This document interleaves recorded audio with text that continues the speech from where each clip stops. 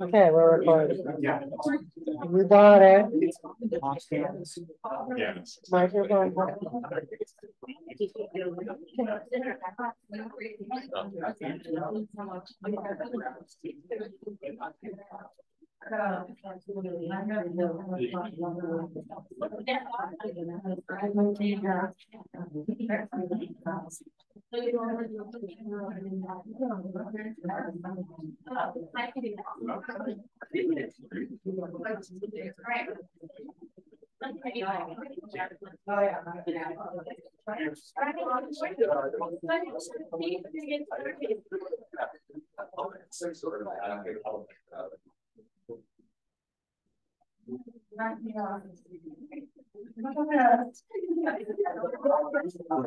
I used to teach at the variable in the black cat program. And the first day of the semester, I would move the desk all the way up. And when nobody sat in front, right when I started class, I go, okay, I need someone folks to me. Now we're going to move all these chairs to the back of the class. I might need to do that today. You know what I mean? I don't know.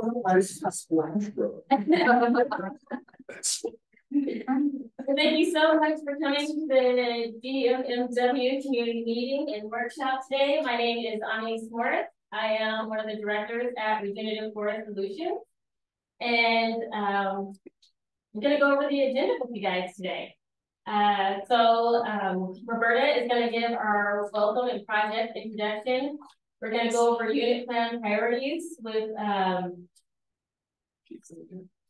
Chief Glazier. Yeah, Chief Glazier. And then we'll talk about the Diamond Mountain Management units with Jason Mills. We're also going to have a couple of community coordinators come up first. They're going to talk a little bit about the process from their perspective. And then we're going to have lunch.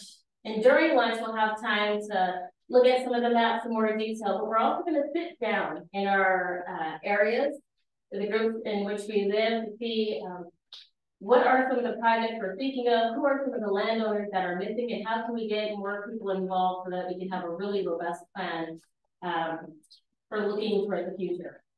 Afterwards, after the discussion, we'll kind of report out at some of the things that we've learned, and then I'll talk about the next steps. What do we need to do to move forward? So without further ado, I'm going to introduce Roberta. Okay. Hi guys. Well, you know, I'm Roberta McIntyre, President CEO of Fire Safety Sonoma, and Sonoma County's countywide fire safety council. We've been working in this space for 26 years now. Way before it was popular. And this, I'm going to speak mostly about this project. I'll also here with me today is one of our climate core fellows. Harry, Right here. oh, there you go, of course, fine. Okay, yeah, Harry and Howard has brought a couple of climate core fellows. And we've got another thing we're doing on the other side of the West County. So we're busy today. But mostly I want to talk a little bit about this project and what it means to me, and I think a lot of us. This project is meant to work with property owners to do what I call community scale field reduction projects at the end of the day. This project in particular is not meant to do any boots on the ground work. It's meant to do what I call the soft work in front of all the hard work. And I gotta tell you, going into this project, I thought, you know, okay, I've heard working with the experts. I'm not an expert. I come from a fire engine background, so I'm not an expert in all of this and stuff. But anyway, so looking at what I think we should do, or what many of us felt we should do, including CALFIRE and the people that know. We can identify areas where we need to do field reduction and community scale field breaks. And going into this, it's like, yeah, here. Okay, how hard could this be? Well, the hard part is getting the community engagement. You guys know the 20-80 rule, right? 20% of the folks do 80% of the work. You guys are the horsepower. You guys are the 20%. Doing the 80% of the work. So thank you for coming here today. Thank you for all your work on this. And so what we're trying to do with this project is get enough community engagement get property owner permissions to work together so we can do large scale fuels reduction work and forest health work at scale with contiguous properties, so we don't have a capital mess out there that really is in the case. So that's what this is all about. And yeah, thank you for coming here. I think that's all I need to say. Right? Okay. You know how to. Thank you, Roberta. All right, and now I'm gonna invite Chief Blazer up to talk about the youth plan priorities and what needs to be done to improve fire control and public safety.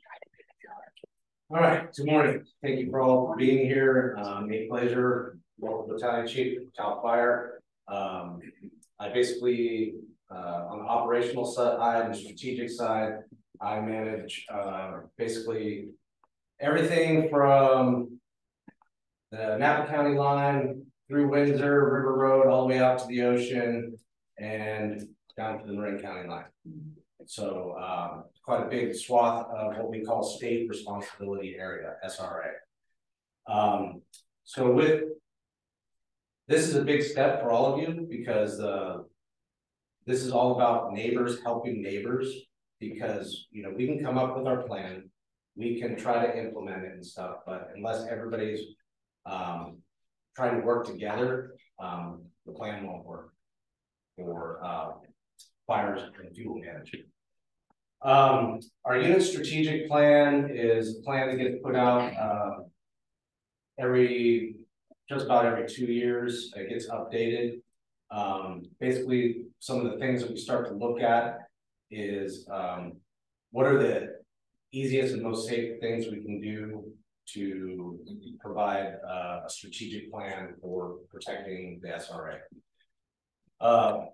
First things we look at is entrance and egress for fire roads and access roads. One of the main ones is Calistoga Road, Mark West, Porter Creek, which we all know that, you know, are major choke points in trying to get people in and resources, get people out and resources in, okay? So by working with a lot of the county and public roads, you know, we've been able to slowly and surely with some grants start to open those roads up. Also with some of the grants that we're doing, we're able to do that on a lot of private roads, driveways, getting some of the private contractors in there, doing a lot of fuel reduction, getting stuff removed. The next thing would be, starts with you guys, is hardening your defenses around your homes, right? Getting 100 feet cut back around your homes, removing firewood from your next to your house. You know, my experience with the Tubbs and the Kincaid, there was no rhyme or reason sometimes for some houses survived and some that should not have survived did, and some that should have made it did not. My personal feeling on that is we live in this consumer-driven environment, and we have a lot of things around our homes. One of the things I like to point out is people have tarps, right? Things like that, you know, a lot of plastics, you know, plastic sheds, all those things we haven't butted right up against our homes, all those things. So one of the things we want to try to make people aware is removing all those things, trying to get them at least, you know, 100 feet away from structures, removing fuels away from your chimneys, removing, trying to get people to have one of those special gutters that basically your leaves aren't compacted in your gutters. Building wise, trying to get away from how many people here have shingles on the roof, like wood shingles. No, everybody's gotten away from that, right? Okay, you know, it looks beautiful, but it is a fire trap. Okay, So those are things that on the unit plan we looked at. The next thing, which is the big push, and that's why we're here, is developing fuel breaks and trying not just creating the fuel breaks, but maintaining those fuel breaks for the future. Because we can go in there and like we've all seen, you know, the county roads and everything like that being cleared away. But what's that going to look like in 3 years? We got to keep that continuous clearing of that fuels, right? So one of the things we look at, and I've been working with Jason Wells with, is creating some maps. Actually, Jason created all the maps, and then I just concur on the strategic value of what these fuel breaks look like. And what one of the major ones, and you'll see it on the maps when you see. Oh, so one of the ones you'll see, which is one of my favorites with fire history, is typically when we have a major event that it comes out of the northeast and comes down, depending on, you know, whether it's Lake County, Napa County, or whatever, but it pushes into Sonoma County. And one of the things you can see right up here along this line, kind of the orangish line coming across, is this huge, what we like to call catcher's mitt.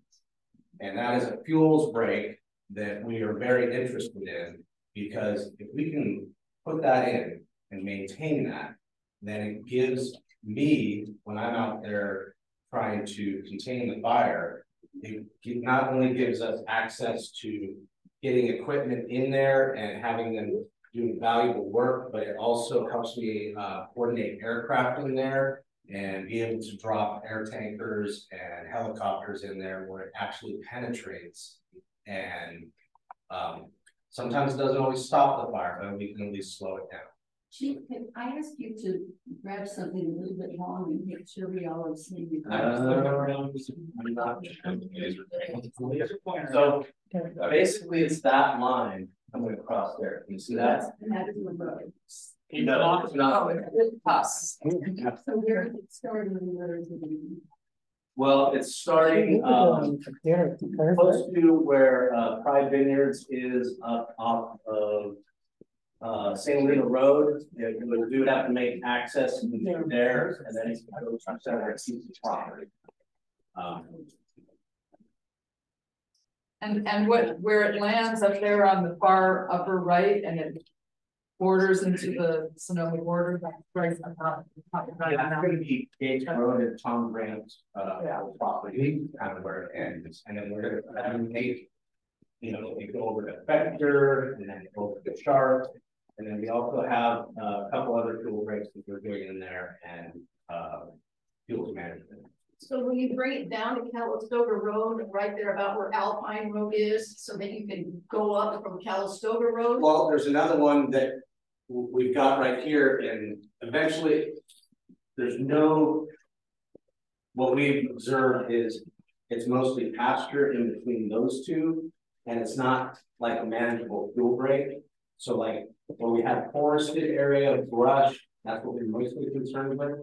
But as far as the open spot between there and mostly pasture, and we really just manage that with.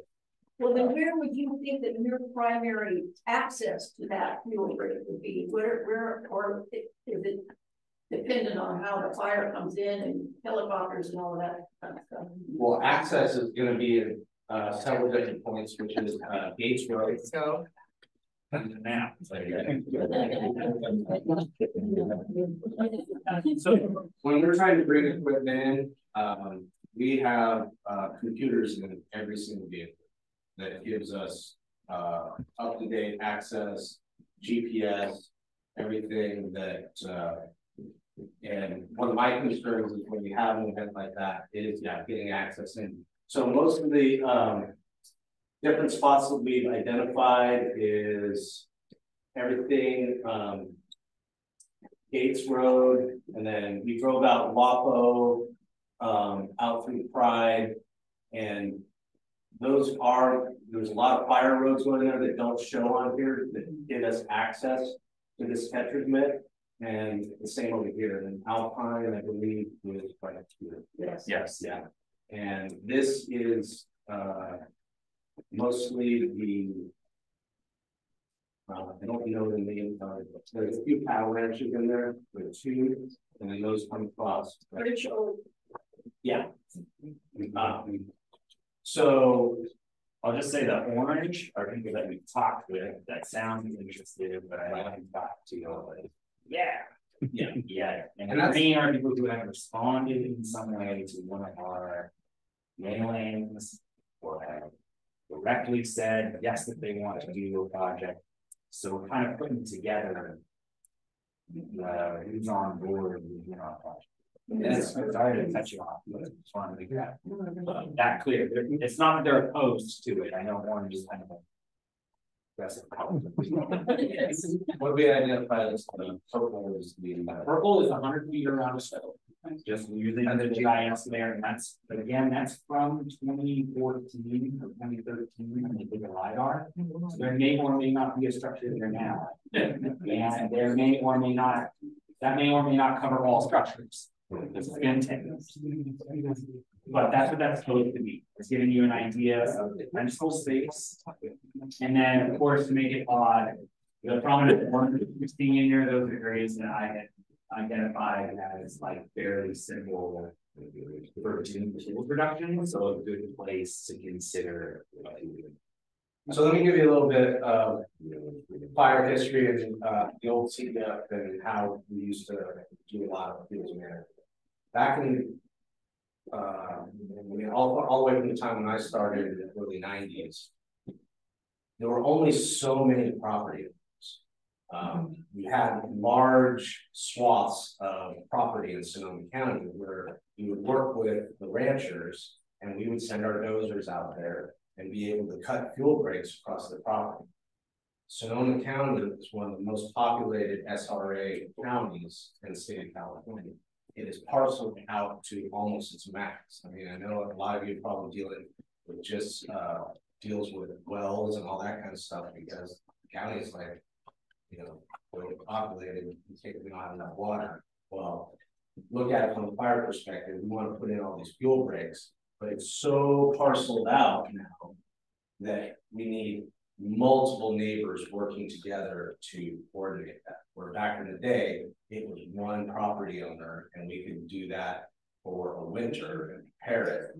And we just don't have that. And then a lot of things that happened in the 90s was we used to go out and burn. We used to do a lot of project burning. Well, then there was about 25 years of we're not doing that anymore. It's too dangerous or air quality, and it's taken a lot of coordination with air quality and all that stuff to get these burns going. And so the problem going back to the properties is now after what we've all experienced. I live off of Rush Creek in Santa Rosa. I not only fought fire, but I was evacuating my family at the same time. So, and I have family members that lost property out in Trans Valley during the times as well.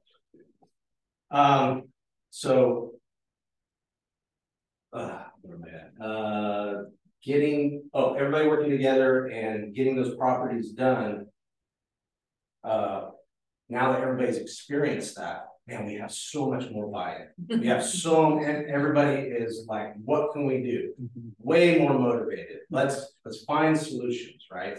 So I'm giving you the strategic idea on why this will work, but we need all your participation in order to make that happen. Thank you. And we'll take maybe about 3 minutes for questions. I'll wait. All right, hang on.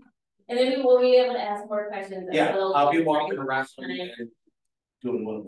Yes, but we'll take 3 questions. Starting. This is such a quick thing. So those pink dots that were Yeah. So what's there between that bold pink and then the light pink? Is there a whole There's light pink in here. It's just sorry. a layer overlapping. It's a Yeah. See this is how this is like a green. Yeah. And because the paint overlaps the green, it's just a little bit lighter. Yeah. So that was easy. So several of us live in the Napa side of Diamond Mountain. And we're here, you know, we're super excited about your project and collaborating. So how is it for you as chief? How much do you communicate with the Napa fire organizations, and how can we get a map like this to show both counties and do more cross-county collaboration at the agency level? Because we're working on the neighborly level. Right. But how do we get the agencies to work together in this county line? God, I don't know any of those guys over there. I'm just kidding. Yeah. So this is the How are you having that conversation? So we are having this conversation. The great part is we have our BMP management, which is Mike Wink, and he manages all of our fuels projects in Sonoma Lake Napa unit, which is, it's a misnomer, Sonoma Lake Napa, because it's actually 6 counties. It's Sonoma, Lake, Napa, Colusa, Yolo, Solano.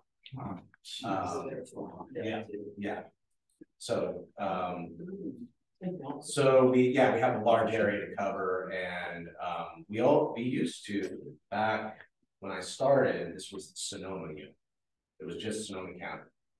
And we're trying to get that back because of things that happened in 17 and 19 and the blast fire in 20. So, but to answer your question, we do coordinate with them, and actually Mike coordinates, Mike Wink, who was committed today, couldn't be here. Those projects are being coordinated, like with both we got projects going over at both which comes across over on this side. And my partner on the other side, Josh Randall, who's the battalion chief over there, is doing the project work in the Diamond Mountain district over on that side. So there is coordination going on. Who's that? I mean, we're in the Diamond Mountain district. Josh Randall, he is the battalion chief for North Africa. And he's right there at yeah. Well, it's not probably, we have a huge area to cover, and you know, this they also deal with the Napa County Fire Department. They are the fire department over there, your fire department. So it's not surprising, but get with me later, and I'll give you this information. We're actually gonna stop right there because we're running short on time. Thank you so much. Okay. Right now, I would like to ask for our community coordinators to come up. So if I could have Ray and Steve and Jeff come up, and they're going to tell us a little bit about their experience with getting their neighbors together to talk about working together and collaborating with the project. So you want to come on up? Come on, Ray.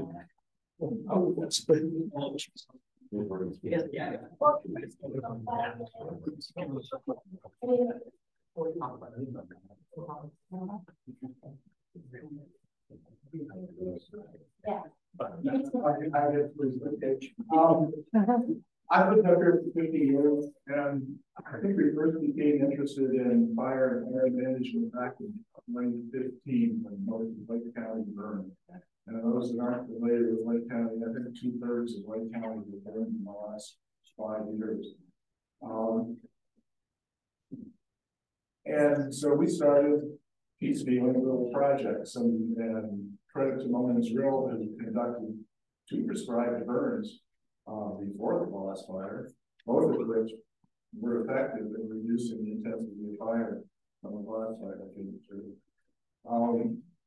This is a wonderful opportunity, and I've got to thank everybody that put this effort together, because for the first time, it's looking at an integrated plan for Napa and Sonoma.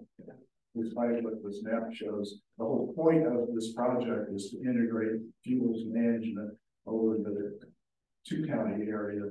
And I'm hoping that we'll look at long-term management of these areas.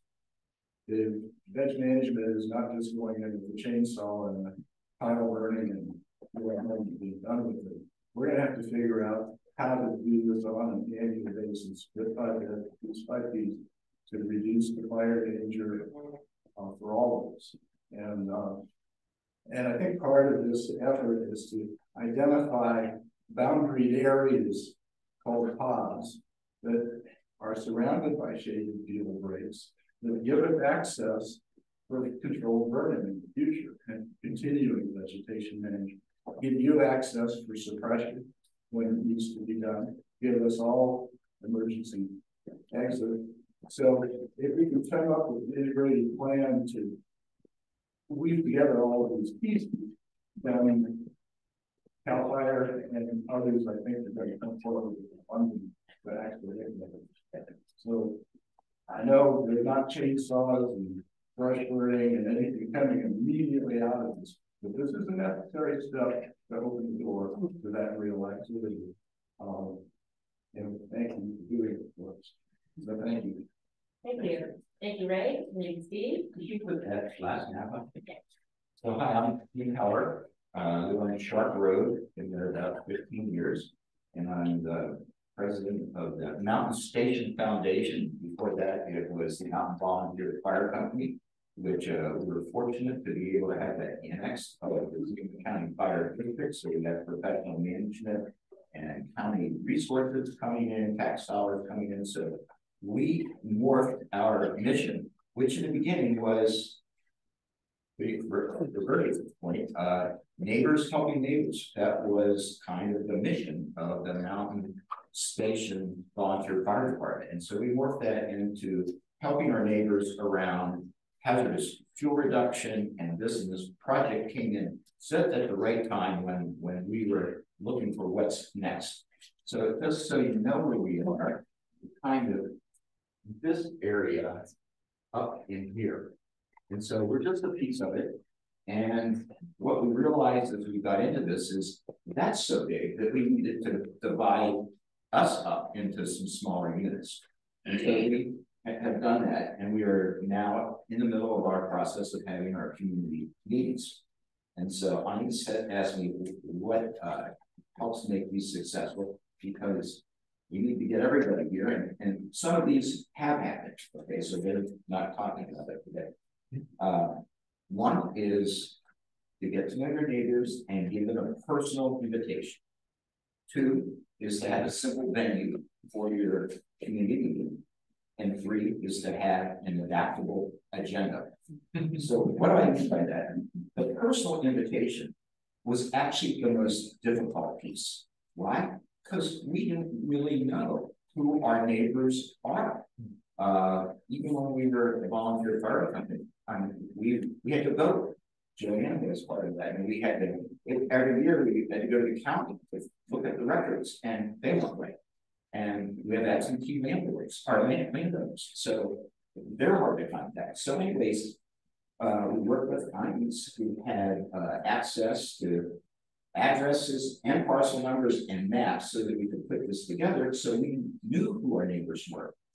And then we enlisted in my little area a couple other members of our board who knew some of these people, because I didn't know even the 35 properties who were in my group. So we divided it up and tried to make a personal invitation face to face. And if we couldn't do that, a letter. But the best is face to face, or a phone call, email if you got it. And so the use of our team was we're able to get invitations out there. And when I say a simple venue, we did the meeting at 4 o'clock in the afternoon on a weekday. So it didn't get into, we tried to minimize encroaching on people's personal time. We had it outside, snacks, beverages, a little wine, always a good strategy for a meeting. And then we had our support team here. Jason was the star of the show, and he came with maps, and that gets me to the flexible agenda. And so instead of being in a venue like this, we were kind of hanging out outside around picnic tables and some high tops, and people were talking in small groups, getting to know each other. And Jason had his map, more detailed than that, laying on a picnic table. And people were attracted to it. They wanted to see what was going on. They wanted to see where their property was on this. You know, where's my pink dot? And they did. And then started exchanging ideas. So that's how we did our meeting. Thank you, Steve. Hi, I'm Jeff Kerstra. I'm also from the Sharp Road group and area, and I like all the green of it. There's a lot of good green. It means that we've got some green lights. I'm a retired fire chief and know all too well that if you have a disconnect, apparently not everybody trusts government. And so, and just because the fire department says so isn't enough sometimes. And so I think that this grant project, as Roberta said, probably is not going to be doing a whole lot of shovel work, but it's going to get projects shovel ready. There's plenty of grant funding available, but what we really need is a connection with the property owner so that when the time comes that they can be part of the process as to what is the best prescription or subscription for their properties. And if you think about it, we're very proud of our property. We don't want somebody coming on and doing something that we don't want to authorize. And so the community coordinator approach of this grant has to be applauded because it's working not from the top down, it's working from the bottom up and from the landowner up. And Steve mentioned something I think is really important to note. I'm new in the area, but even those that have been in the area for a long time don't know all the neighbors. And if you're going to have work done, dozers or prescribed burn on your property, you're going to want to trust the people that are in the process. And what better way than to do that with community coordinators that are a familiar face, or at least closer. And so I have to say that as an observer of Steve's community meeting, that people came in kind of tight, and there was some tension early on in the conversation. And that nobody's going to come on my property and do what they think they need to do. And we had to say to them, right, early on, quite to the contrary, this is something that you're going to be part of the process. It's essential that you're part of the process. And the tone changed. And as Steve said, that adaptable agenda created an environment. Now everybody's, wanting to cooperate and collaborate. And I thought it was dynamite. And I think it's really the essence of this. I can't applaud the architects of this particular project because it's a different approach. There's plenty of funding available. We want to be ready so that, I don't know how many times I have watched a project come through well-funded and we can't get the green light because we don't have all of the buy-in. So this work now is essential to the future projects, and there's plenty of money out there. We should take advantage of it. I challenge homeowners and landowners that if you block the property with Jason, you're going to come to the same conclusions or possibly already have as to what your property needs. And if somebody else is going to fund that, what a wonderful thing. Last thing is a segue into fire-wise communities. I understand there's some people here from Diamond Mountain. I applaud Diamond Mountain Fire Safe Council for being a fire-wise community. The National Fire Protection Association has a program where you certify that your community is doing those essential things to protect their properties. The reason it's important is that insurance companies are going to now find it a requirement.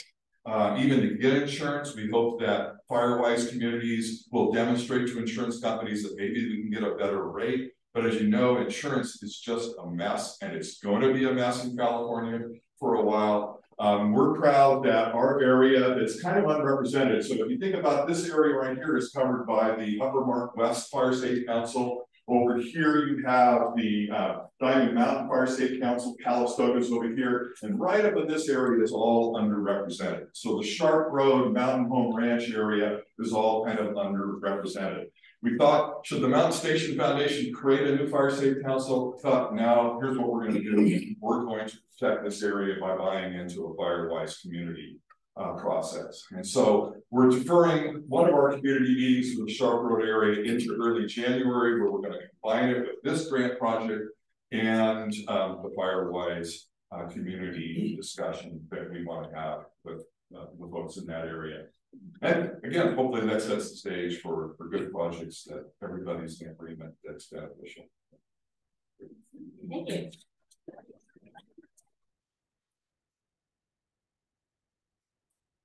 I'd like to really go ahead. Cool. Hey, everybody, I probably know half of you by this point. Jason Wells, I'm a registered professional forester. I work for Sonoma Resource Conservation District. I don't think I could have said anything better than what the three gentlemen who were just up here talked about the project. And so that was really awesome to hear. Maybe really think about maybe what I should be talking about right now and how to pivot is how does the RCD fit into all of this and how can we help you, right? And so I think one of the most important things about the RCD is we are a non-regulatory special district of the state, which is a really weird and long-winded way of saying we're unfunded government with no regulatory authority over any of your property. So I'm not out there to violate you with a water quality discharge permit or with an air quality thing, or I can't red tag you for anything. Our job is to develop relationships, personal relationships with landowners, and to help provide technical assistance and financial support for agricultural and natural resource management improvement. So that's the purpose of your RCD. And how this all fits in here is we look at this planning area, right? And if we can start to work, as Jeff had mentioned, beforehand to get our projects together and to think about the potential environmental impacts that we could be having through any of our projects, we can get the permitting in place in advance of funding. And then the RCD is a funding organization. Like we operate off of grants nearly exclusively. 95% or more of our budget is from intergovernmental contracts, meaning grants and direct contracts with other state and federal entities. So we can go out and we can try to get federal money, we can go out and try to get state money, local money, and bring it in for your project. And this is the project development portion, right? So I'm hoping, so we're going to try to make a stewardship plan, right? And that stewardship plan is going to discuss the project area, the types of projects that we would anticipate doing in the future. And then hopefully have a project listing at some point where we start looking at these green areas. And then maybe we start looking at where these green areas overlap with our orange. And I know that that's hard to see, but I'll just kind of shift because there's green on orange, it's green orange. It's right. You know what I mean? Like we've got roadside projects, we've got defensible space projects potentially, and then the in-between space is just this amorphous forest health project, right? And so we'll have to define what that means. That may be, you know, it could be a planting project, it could be a fuel reduction from the fire that came through, and now we have a lot of dead material. It could be working with the fire department and having them come in and prescribe burning. You know, after we've done the catcher's mitt, we would want to try and save money by not doing hand work or machinery work. Sometimes you can't even do machinery work, right? It's just too steep, but you can use fire. So if you created a safe area to be doing that kind of work, that's where they stage their landscape level effort that ultimately is going to improve the ecology in the area, which is receptive to and wants regular fire, right? And we'll be able to get all the comments, we'll be able to get all the support that you need. And the RCD can kind of be your lead agency to help rope all this stuff together and bring to funding. So I feel like they talked about everything that I would want to talk about in terms of just getting people together. The only thing I can say in here is you can even see on this map how different the dynamics are in some of these areas, right? Like gates, those are a lot of like 3 to 5 acre parcels, and that's going to require a significant amount of coordination. And frankly, if you were talking about fire, which likes to go uphill, and I don't know if you can tell from here, with better maps back there, right? Like the top of the hill is here. Fire's going to want to move up this way. We're going to need to work with like a bunch of people and secure this area before we ever consider conceivably doing that. And maybe we never do. Maybe we just do defensible space, you know, and we try and work where we can in the areas that we can. If we can reduce fuels on 30% of this 9,000 acres, I think we'll have done a significant amount benefit to this landscape when ultimately an unplanned wildfire occurs and we need to have resources come out, suppression resources. They don't have all these green areas and all this stuff, they know that is legit, right? And they're not thinking I gotta bring a bulldozer up and down and through here in the middle of the night. They know they've got this thing set up, they can just send people out there to back burner and maybe focus their efforts on some of these other areas where people don't. Right? Yeah, but you talk about a stewardship plan. Will you be able to address continuing maintenance of these treated areas and where we burn and how often and when we bring in goats and how many and what are the alternatives and how can we maintain this over in perpetuity? I will not be able to do the goat thing because I'm not personally have that expertise. Okay. Right? So in order to make something like that, we need to get a certified rangeland manager, which we could do. Right? So that actually brings a really good point, is that my hope for this stewardship plan is that this is an equitable thing to meet your needs. Right? I don't think this needs to be written as a one-time document, there it shall be. As we do this work, conditions are going to change on the ground and priorities may change. And so I'm kind of hoping that this stewardship plan is just sort of your to deal with the RCD regarding work being done here. But yeah, no, maintenance is going to be an issue. It's going to be something that we have to figure out how to do. I don't think that we're necessarily going to get the grant every single time you have to do a maintenance budget. So what does that mean? Right? That means we're probably going to end up wanting to work with volunteer fire departments. That means that we're probably going to try and get grants to get equipment for volunteer fire departments. That means that we're going to try and do outreach to expand the capacity of these groups or to work with, you know, there's private burn associations are these groups of landowners and of interested fire practitioners where we bring them together and we set up projects and you do a private burn.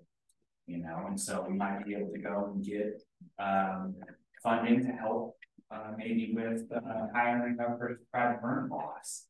And then we work with volunteers. And you know how they do this in the whole county is basically they just get neighbors, a bunch of ranching neighbors, and we go out there and we throw a big barbecue and a big keg, and you know they go out and they cook the whole morning, and then you have to monitor these things, right? So then that's kind of where the barbecue comes in. You're still on site, you're around, you're turning this into an event rather than a shoulder. And I don't know how it's going to work out, right? Like that's kind of on the community to figure out how this is going to work for you. It's going to be different everywhere. And this was a question that came up earlier. How do we see this fitting in Napa? Yeah, that's a great question. How do I see this fitting in with the next development? Right? How do I see this fitting in down here? This is sort of an arbitrary boundary, right? We picked the boundary because we needed to pick a boundary. So it follows a main road, like the main road, it's a county line, right? Well, I don't know if that's the best place to draw the boundary, but eventually you kind of just have to throw a dart at the wall and say, we're going to start here. And this was already 9,000 acres, 200 some odd landowners, so I feel like it's a big enough chunk. That's the benefit of the community organization that goes back to 1940s. So yeah, the RCD. There's well in the Alpine. Oh, sorry. We also ran 19. We just had our 75th anniversary. Was like last year. So this is not an arbitrary area. Yeah, this is a community area that's been established. Sure. Well, I've been told that you know there's connections in over here that should have been thrown in, and there's connections down here that should have been thrown in, and so.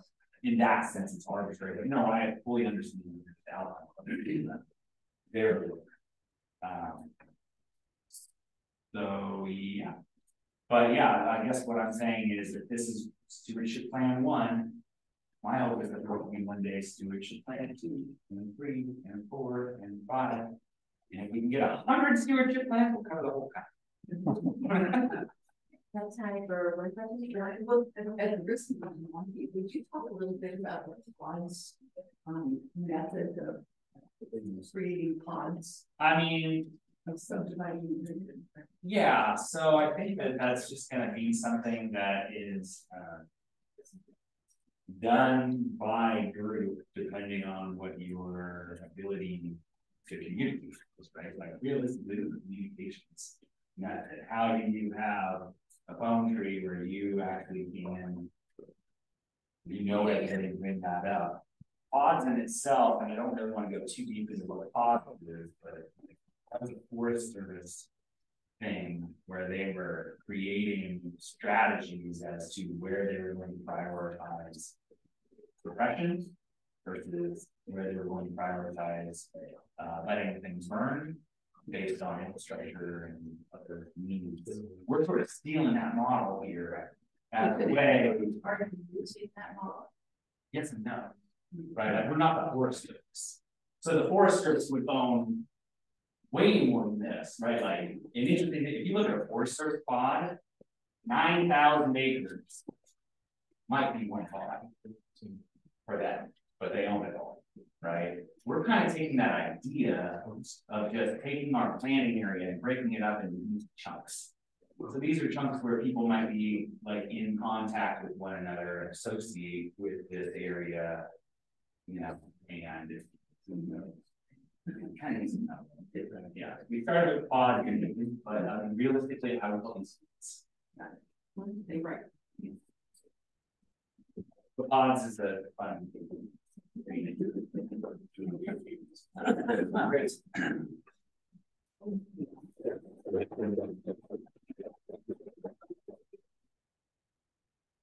We are right at our lunchtime.